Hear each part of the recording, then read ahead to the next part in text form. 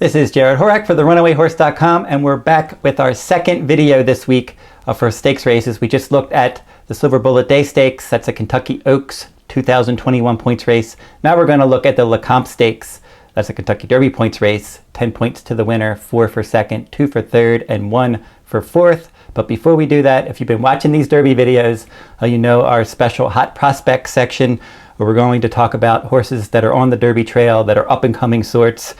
And this is the third one that we're going to preview. And the horse that I'm going to preview this week is Candyman Rocket for trainer Bill Mott. This one is a son of Candy Ride, and Forestry is the dam sire. So if you're looking at the overall pedigree, it leans towards sprint on the dam side. There's some route influences, obviously Candy Ride on the sire side. And the career debut of this one caught the slop on November 22nd at Churchill Downs. Was 22-1, wasn't really expected to run well. Breaking from post 10, ended up stalking the pace wide and then retreated. Worked his way up to third place at about the 4 furlong mark, and then after that retreated to 7th in that 12-horse field, beaten a little more than 9 lengths. Then resurfaced at Gulfstream Park on Saturday, January 9th. It was the 5th race at Gulfstream and traveling 6 furlongs. So coming off that layoff, this time he went off 7-1, and he was visually impressive. He was able to track the pace. The pace setter was out there that actually ran second in this race, J Bar. That one was able to get out there, control the pace. Candyman Rocket just tracked that one from second and pulled away in the stretch. It was a nice, impressive victory. Got the lead in the stretch, pulled clear by 2 lengths, and then just poured it on at the end to win by more than 9 lengths. So that was a nice effort, a solid enough speed rating. Now we're just going to see how good he is and how far he wants to go, because he won that race very easily at 6 furlongs. Don't know if he wants the route, but as these horses are just turning 3, we're going to find out. The connections are most likely going to give him a chance to run around 2 turns and see if he's a Derby horse or if he's just a sprinter. So Candyman Rocket certainly showed a lot of potential in that second career start, and it gives you hope that on his sire side, that he can go a route of ground. So we'll see how good Candyman Rocket ends up being for trainer Bill Mott. Let's jump over and do the 13th race from Fairgrounds now. This is the next Kentucky Derby points race, and it's Saturday, January 16th, 2021. The 13th race from Fairgrounds, the Grade 3 LeComte Stakes. For 3-year-olds, a $200,000 purse, and they're going to be traveling 1 mile and a 16th on the main track. And this race is scheduled to go off at 6:49 p.m. Eastern Time. Number 1 in this race is Midnight Bourbon, and he's a contender for the win. He has that nice pedigree, and he probably always wanted to go 2 turns, and we're going to find out if he's improved from age 2 to 3. This one is a son of Tisnow, Malibu Moon, the dam sire. So he's got route influences on the top and bottom of the pedigree. They paid $525,000 for this one. Steve Asmussen is the trainer. Ricardo Santana Jr. is going to ride, and he typically rides for Asmussen. 4 starts last year. First 2 starts at Ellis Park, finished 3rd, beaten 10 lengths in the career debut at 1 mile. Actually, all 4 races were at 1 mile for this horse. And then second time out at Ellis Park, won by 5 lengths, tracking the pace. Jumped into stakes company. The Grade 3 Iroquois was the first Kentucky Derby points race last year. And in that race at Churchill Downs, stalked the pace, took the lead, ended up finishing a solid second in that 10-horse field. And then in the Champagne Stakes, could not keep up with Jackie's Warrior in that race, and ended up finishing a distant 3rd, beaten 14 lengths. Now, if you look at the speed figures in the first 3 races, this horse improved the speed figures each time. And then the speed figure dipped a little bit in the Champagne. Didn't run poorly there, just could not keep up with the speed. The speed kept going. The top 2 horses dominated throughout, and Midnight Bourbon was more than 10 lengths clear of the rest. So it wasn't a bad effort. So then they regrouped. Now they got him ready for his 3-year-old campaign. Drew the inside post, has tactical speed. He's going to be a solid contender in here. The 2 Arabian Prince. This one picked up some Kentucky Derby points last time in the Kentucky Jockey Club Stakes, rallying from 8th place to finish 3rd. Keep Me in Mind broke his maiden in that race, ended up winning it from off the pace, and Keep Me in Mind, it also hit the board in some other stakes races, including the Breeders' Cup Juvenile. So Arabian Prince, not a bad effort there for trainer Dallas Stewart. And Dallas Stewart can be dangerous, at least hitting the board in some of these stakes races on the Derby Trail. And maybe Arabian Prince can rally and get a piece of this. They paid $235,000 for this one. The 3, Beep Beep. This one, a son of Tapizar. Norm Cassie's the trainer, and he's only run one time, and he won easily in that race. 7 furlongs at Churchill Downs. Never easy to win your debut at 7 furlongs. This one from post 10 in an 11-horse field. Tracked the pace outside, won easily by 3 lengths. And he was the favorite that day. Now, a lot of times when you have those extended sprints and your horse has speed, you want him to be in an outer post. So I think that race really did play well for him. He got that comfortable outside, forwardly placed trip that you like to have in extended sprints. And now we're going to find out how good he is. A lot of these trainers, they're just throwing him in to see if they're Derby contenders or not. And I think that's the case with this one. They want to see if they have a Derby horse. And early in the year, you might as well find out where your horse stands at this point. The 4 is Proxy. This one with 3 lifetime starts, 2 wins and a second. He's 2 for 2 at fairgrounds and 2 for 2 in route races. So far so good for this one. Off the turf in his debut at Monmouth at 1 mile, rallied to miss by a neck, and then back-to-back wins, 1 mile and 70 yards at fairgrounds. He wired the field in his maiden victory, and then last time out against Allowance Company, again, went right to the front and kept going all the way. He was the favorite in his last 2 races. He won't be the favorite in here. He is a pace factor. The 5 is Regular Guy, and he's one that could be up on the pace as well. Now this one's run 4 times, and he didn't do anything in his first 2 races at 6 and 7 furlongs. But then they gave him some time off. They stretched him out in distance, and that was the key to his improvement.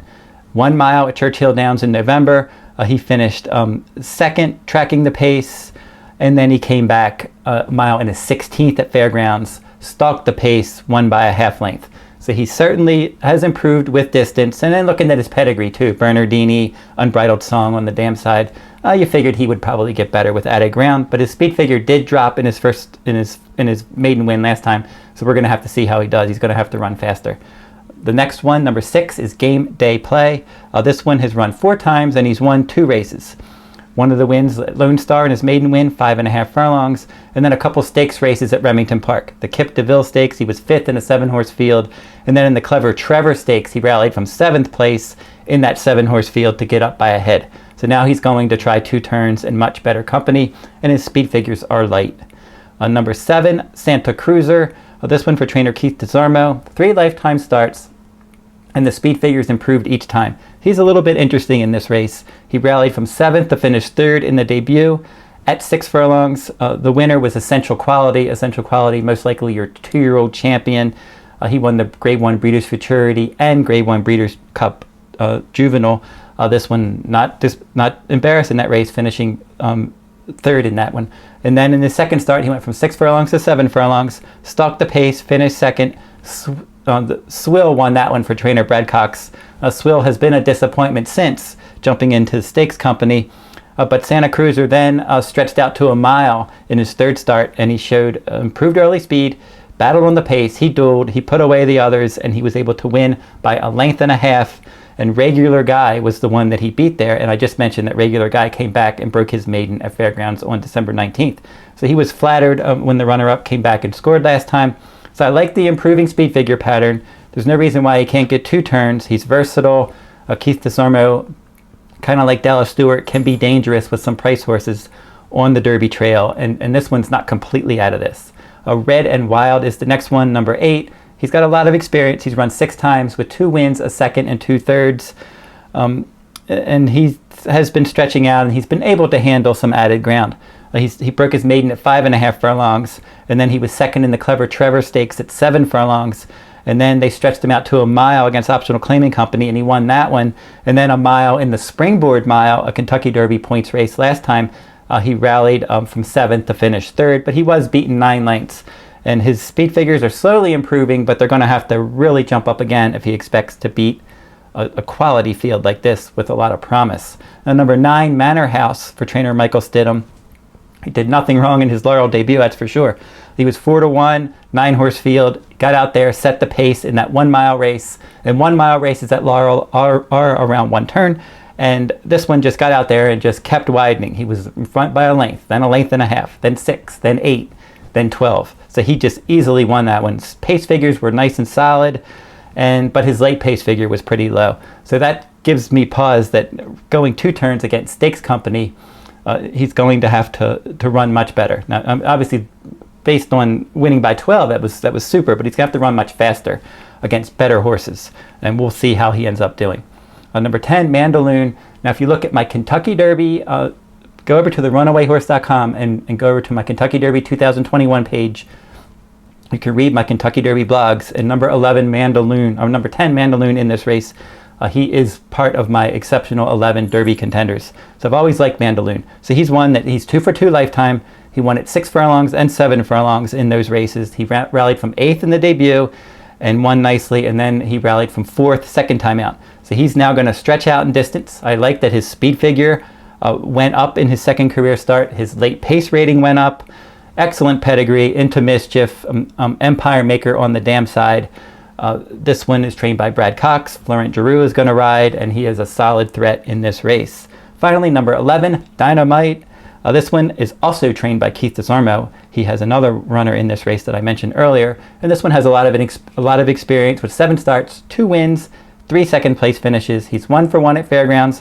That Fairgrounds victory was a neck victory against Optional Claiming Company last time out in a 5-horse field. Now, from that outside post, he's probably going to have to hustle a bit early. Now, we mentioned in the Silver Bullet Day Stakes at 1 mile and 70 yards, a little shorter run to the first turn where inner posts do best, but then I still ended up picking a horse from an outer post. But in 1 mile and a 16th races at Fairgrounds, outside posts with a longer run to the first turn, no problems with outer posts. So overall, looking at this race, Midnight Bourbon definitely can win this race for his trainer Steve Asmussen. If he's improved from age 2 to 3, I could see him sitting a good inside stalking trip. A horse like Arabian Prince might be able to get a minor award. One horse that I think is really interesting at a price is Santa Cruiser for trainer Keith Desarmo with that improving speed. He keeps going out in distance and running better. So Santa Cruiser is interesting, but I am going to go with number 10, Mandaloun. As I said, he's on my Derby list. He was the favorite in both starts. He has a lot of promise for trainer Brad Cox. Juddmonte Farms owns this one. He's just done nothing wrong, and I like that nice improvement from his first start to his second start, and he ran a longer race, and now he's going to run an even longer race, which I think even should make him better because he's really bred to go this far. And Mandaloun, from a bit off the pace, is going to be my top choice in the Grade 3 LeComte Stakes at Fairgrounds on Saturday, January 16th. Don't forget to like, subscribe, and comment. And head on over to the runawayhorse.com if you're interested in reading my Kentucky Derby and Kentucky Oaks blogs. Also have free stakes picks there, full cards from Santa Anita Park, and much more. All that over at the runawayhorse.com, and all the links to those pages I will provide in the description in this video. So check out that if you're interested. So that will wrap up this week's look at the Kentucky Derby and Kentucky Oaks points races, and I'll be back next week with another look at another stakes race from around the country. Hey everyone, thanks for watching. Don't forget to like, subscribe, and comment. For bonus free picks, Kentucky Derby blogs, and full card analysis from Santa Anita Park, head on over to the runawayhorse.com and check out my daily best bets blog at horseracingnation.com. Also, good luck at the races.